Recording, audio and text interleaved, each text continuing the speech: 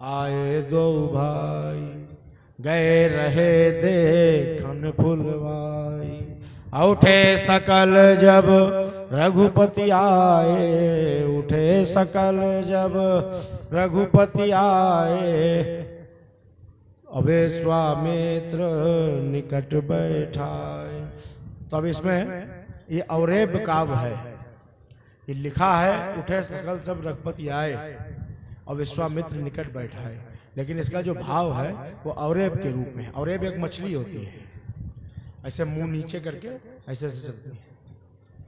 गोस्वामी जी ने कई स्थानों पर अवरेब काव्य लिखा है, माने पीछे से जहां उत्तर होता है, जहां क्लाइमेक्स होता है, वो पहले लिख दिया जाता है। जैसे जब प्रमेय वगैरह होती है तो इसमें उत्तर बाद में आते हैं। जो कोई सॉल्यूशन होगा तो पहले क्वेश्चन होगा, थ्योरम होगी, फिर उसके बाद सॉल्यूशन होगा। अवरेब में सॉल्यूशन पहले होता है, फिर थ्योरम बाद में होती है, फिर प्रॉब्लम सबसे नीचे होती है। राम राम रम, तो रम आखिरी स्थिति है, लेकिन पहले लिखा गोस्वामी जी ने राम राम रम, राम राम रट। रम के पहले रट है, पहले रटन होगी फिर रमण होगा। राम राम रम, राम राम रट, राम राम जप जी। हाँ, जप से शुरुआत होती है और रमण पे पहुंचता है, लेकिन अवरेब है नहीं, तो पहले रमण की बात कही, पहले उसका उत्तर बता दिया। क्यों? इसलिए कि जरा आनंद आ जाए। जब कोई अच्छी चीज मिलने में बता दिया जाए क्या कि तुमको ये काम करना है और इस काम के फलस्वरूप तुमको ये मिलेगा, तो पहले जो मिलेगा वो अगर मालूम हो जाए तो काम करने में और जरा आसक्ति हो जाती है और तबीयत उसमें लग जाती है। तो एक प्रकार का उसमें तल्लीन करने का भाव है, ललीनता का भाव है। राम राम रम, राम राम रट, राम राम जप जी। हा, राम नाम नवनेह मेह को, मन हठी होए पपीहा। मन हठी होए पपीहा सबसे आखिरी में, जब पपीहा जैसा हठ आप करेंगे तो राम नाम में रमण हो जाएगा। लेकिन राम नाम में रमण हो जाएगा, करना क्या पड़ेगा? कहीं जब करना पड़ेगा, कैसे करना पड़ेगा? कहीं जैसे पपीहा करता है, तो ऐसे ढंग से कहो कि वो ज्यादा कठिन न लगे। इसलिए उठे सकल जब रघुपति आए, लेकिन ये अवरेब है, उठे नहीं। उठे क्यों? क्योंकि जब भगवान आए और सब उठ के खड़े हो गए, तो भगवान के आने पर उठ के क्यों खड़े हो गए? अभी तो ये जानते भी नहीं कि ये कौन है। अच्छा, संसार में कोई नहीं जानता है कि ये कौन है। गुप्त रूप अवतरे प्रभु, गुप्त रूप में आए हैं, तो कैसे उठ के खड़े हो गए? जनक जी उठ के खड़े हो जाएं। जनक जी कोई मामूली राजा है? जास ज्ञान रवि भव निस्नासा, वचन किमल किरण मुनि कमल विकासा। भक्ति के पिता के पथ पर हैं, विरागी हैं, वीतरागी हैं, विदेह हैं। और भगवान के आते ही, भगवान के स्वरूप का दर्शन करने के बाद सब उठकर खड़े हो गए, तो उसमें एक भाव छिपा है। क्या? कि विश्वामित्र निकट बैठाए। जब भगवान और लक्ष्मण जी आए, तो जैसे ही आए तो विश्वामित्र जी ने कहा कि बैठ जाओ। तो जब जिस चबूतरे में बैठे थे विश्वामित्र जी, उसी में बगल में भगवान बैठ गए, और जैसे ही भगवान वहां बैठे तो उठ के खड़े हो गए सब। क्यों? अब ये इसमें समझने वाली बात है, सबने या जनक जी ने ये सोचा कि विश्वामित्र जी ये वो महात्मा हैं जिन्होंने हरिश्चंद्र जी जैसे राजा को कफन कसौटी करवा दी है। बनारस में बिकने की स्थिति पैदा हो गई हरिश्चंद्र जी। अपने ही पत्नी से अपने पुत्र के मृत्यु का कर मांगा है उन्होंने। कितनी विषम परिस्थिति पैदा कर दी विश्वामित्र जी ने। रघुवंशियों को पानी पिला दिया है। तब नई सृष्टि की रचना करने में लग गए। वशिष्ठ जी के 100 पुत्रों का वध कर दिया इन्होंने, केवल इसी की वजह से कि हमको ब्रह्मर्षि कहा। तो इतना इसके अंदर जो इनका प्रताप है और प्रभाव है वो मामूली नहीं है।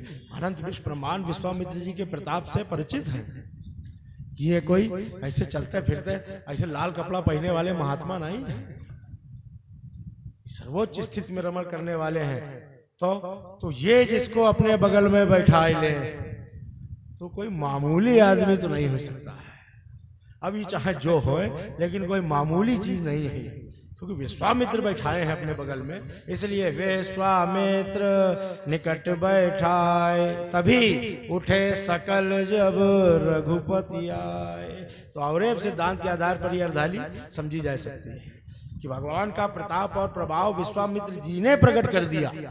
नहीं तो लोग क्या जानते, अरे ज्यादा से ज्यादा यह होता किसी राजा के पुत्र हैं, हाँ स्वरूप तो बहुत सुंदर है, लेकिन उनका प्रताप और प्रभाव बिना कहे केवल गुरु ही प्रकट कर सकते हैं। गुरु ही अपने शिष्य की महानता संसार में इस ढंग से प्रकट कर देते हैं कि वो संसार समझ नहीं पाता है। यही गुरु कर्म है, गुरु भाव है, गुरु विचार है, गुरु योजना है। अब गुरु संबंध में क्या कहा जाए, उनकी जो स्थिति है, किस हिसाब से अपने भक्त को, अपने शिष्य को संसार में महान बना देते हैं, महानता की प्रदान करते हैं, केवल उससे अपनी सेवा नहीं कराते हैं। जो सेवा का भाव है, उस सेवा के भाव में उसकी स्थिति और उसकी परिस्थिति में परम महिम महानता को प्रकट कर देते हैं और संसार उसको स्वीकार करता है। तो गुरु का जो इसलिए गगनोत्तम रकारोत्तम तत्व है, गगनगामी गंभीर गिरा, पहला अक्षर गुरु का इसी बात का सूचक है। जब प्रविष्ट हो जाता है तो स्वरूप में वही दिखाई देने लगता है। हर शिष्य निज गुरु का अवतार नजर आए। तो अगर शिष्य में गुरु का स्वरूप दिखाई दे तो गुरु की काबिलियत है, और चेला अपनी काबिलियत मानने लगे हैं। तो सब अपना अपना सोचे हैं कि हमारे अंदर कोई वहां बड़ी भारी बात है ना, ये गुरु की महानता है कि उनका स्वरूप दिखाई देता है, उनका भजन है, उनका प्रताप है और उनकी योजना है। उस योजना के आधार पर वो प्रकट करते हैं। इसलिए उठे सकल जब रघुपति आए, विश्वामित्र निकट बैठाए। अब जब ये सब हुआ, जनक जी महाराज, तो जनक जी महाराज बहुत जीनियस है, इंटेलिजेंट है। अब ये तो है नहीं कि कुछ समझ नहीं गए। अब ये विदेह राज हैं, वीतरागी हैं, विरागी हैं, भक्ति के पिता हैं ये, तब प्राणरक्त इनके वश में है। तो भगवान और लक्ष्मण जी को देखकर अनुमान लगा लिया जनक जी ने, लेकिन अभी जाहिर नहीं किया। जाहिर किससे किया? सिर्फ विश्वामित्र जी से पूछा, कहो नाथ सुंदर दो बालक, कहो नाथ। ये दोनों कौन हैं? कहो नाथ सुंदर दो बालक, कि मुनि कुल तिलक, कि नृपकुल पालक।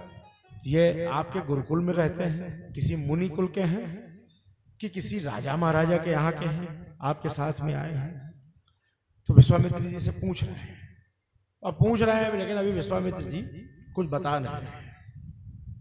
तो विश्वामित्र जी ने कहा कि ऐसा क्यों पूछा आपने? कहना ऐसा हमने इसलिए पूछा कि हमको तो कुछ ऐसा मालूम होता है कि ब्रह्म जो निगम नेति कही गावा, जो जिस ब्रह्म की परिभाषा वेदों ने नेति कहकर की है। नेति माने अनादि अनंत अखंड असीम अपार अमित, अनाद्या अनंता सीमा खंडा मिता पार, यह है नेति। ना इति, इनका पार नहीं है, इनका पार नहीं पाया जा सकता है। नेति नेति नित निगम का है। तो जिसका ब्रह्म जो निगम नेति कही गावा, तो हमको तो ऐसा मालूम हुआ इनको देखते ही कि उभय रूप धरी की सोई आवा। तो वही ये उभय रूप धारण करके ये जो दोनों आए हैं, श्याम गौर मृदु बयस किशोरा, लोचन सुखद विश्वचित चोरा। श्याम गौर और लोचन सुखद, श्याम गौर और मृदु बयस किशोरा, किशोर भाव का यहाँ पर गोस्वामी जी ने वो प्रतिपादन किया है। किशोर भाव वो जो सुंदरता की सर्वश्रेष्ठ स्थिति है। इस वक्त इस समय जो मनोविज्ञान के हिसाब से सारी भावनाएं, सारा जो जितना दिखाई देने वाला परिदृश्य है, उसमें उमंग तरंग मौज और उत्साह की स्थितियां प्रकट रहती हैं। तो भक्ति में सदैव इसी प्रकार की उमंग और तरंग की स्थितियां प्रकट रहती हैं, कभी उसमें निराशा नहीं होती है। इसलिए किशोर शब्द का भाव यहाँ पर उस भक्ति भावित संरचना के आधार पर है, भावना के आधार पर है। लोचन सुखद, लोचनों के लिए सुखद है इनका स्वरूप। और विश्व चित चोरा, पूरे संसार का मन चुराने वाला इनका स्वरूप है। तो इसलिए ऐसा हमको मालूम हुआ। तो विश्वामित्र जी ने कहा कि तो मालूम होने का कारण, कहीं कारण ये है कि सहज विराग रूप मन मोरा, हम सदैव वैराग्य में रहते हैं।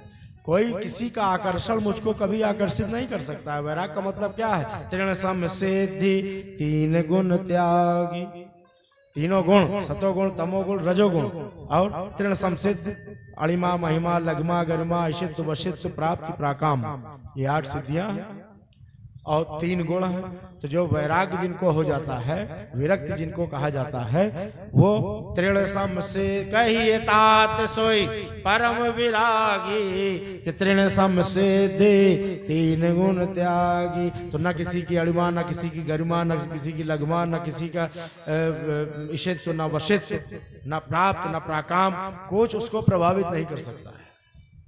सबको तृण के समान छोड़े रहता है।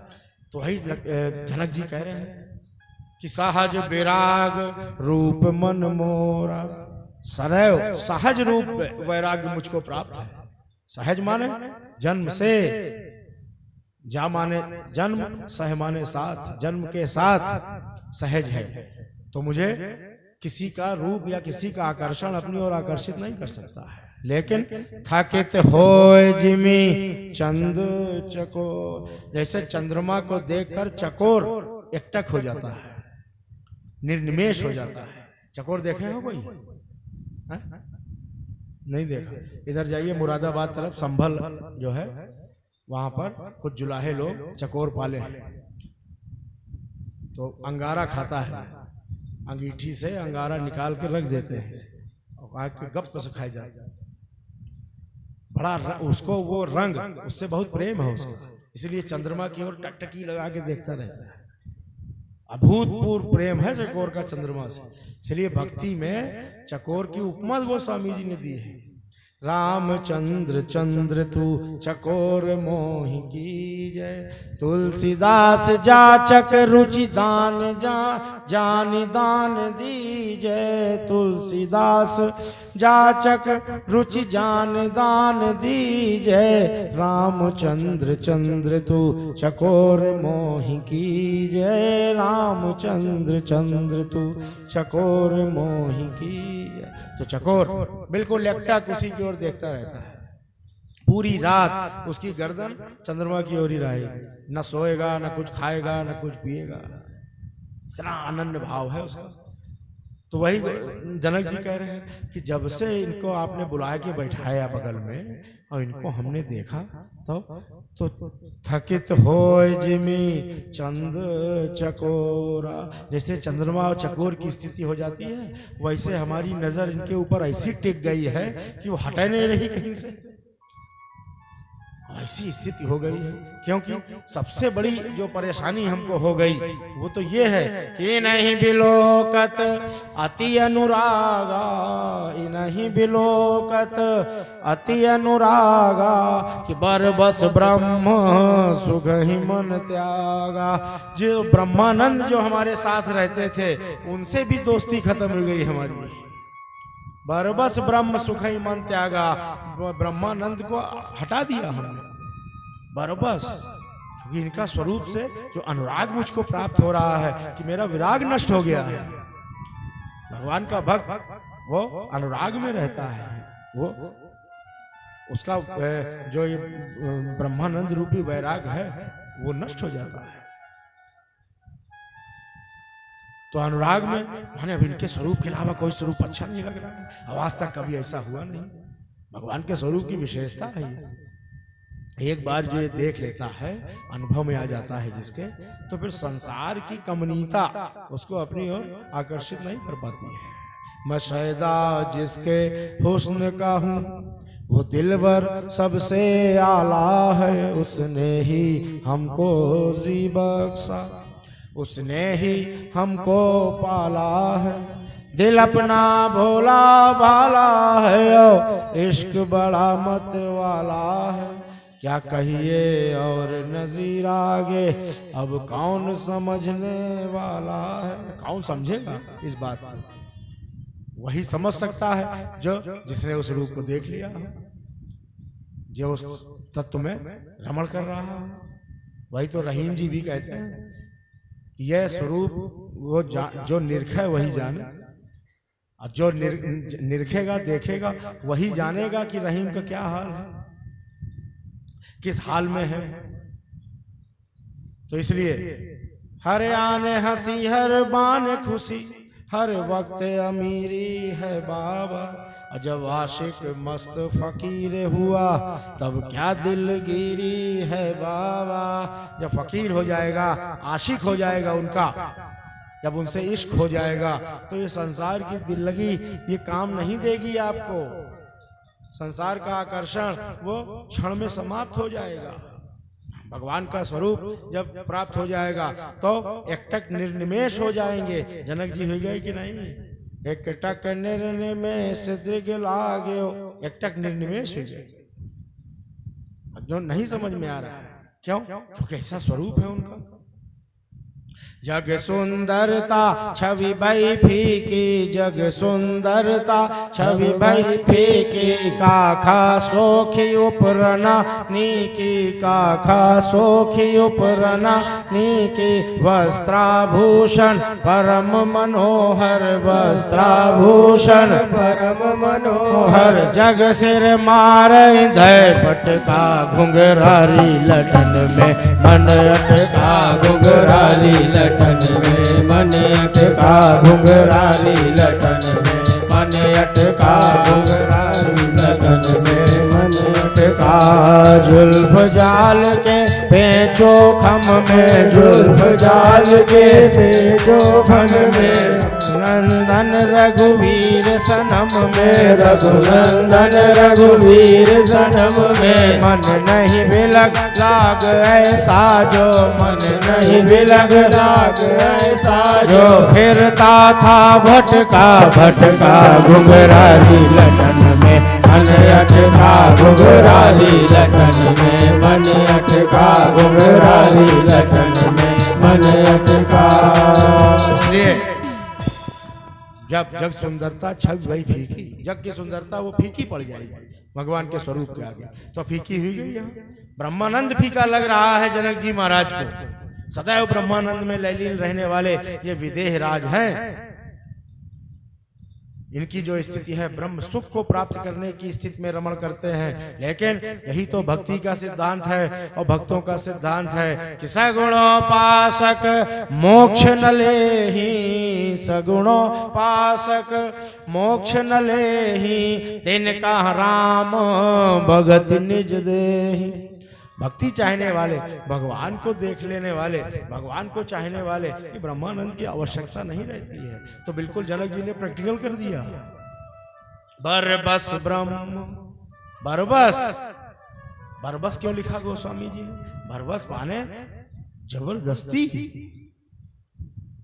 कहे भाई आप जाइए, आप अब आपकी जरूरत नहीं है। अरे कहें ऐसे थोड़े ना, कुछ नोटिस वगैरह दिया जाए महाराज कि एकदम से कमरा कैसे खाली कर दे, कहीं दूसरी जगह लेना पड़ेगा कि नहीं?